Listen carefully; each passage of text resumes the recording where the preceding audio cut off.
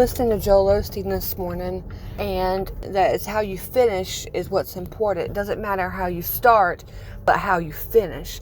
And that God didn't bring you this far to only bring you this far. And I believe that, but listen, hear me out. If we are constantly embedding in our brain that the ending is more important than the beginning, the ending is more important than the beginning, then we don't go to search the beginning. We look towards the end. What do we look towards? With the Bible, when we talk about the Bible and God's Word, it's constantly, as for Christians, it's about the New Testament. Not so much the Old. We use the Old, but it's more about the New Testament. So if we say the ending is more important than the beginning, then that means the New Testament is more important than the Old Testament.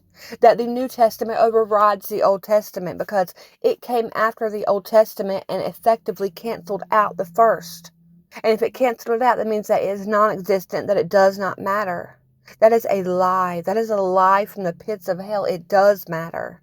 Because if you don't know your beginning and you don't know where you came from and you don't know how you started, then how are you going to know the ending? Like, how are you going to even walk the right way down the right path if you don't even know what path to be on? You can't start, if you're lost in the woods and you're trying to find a way out.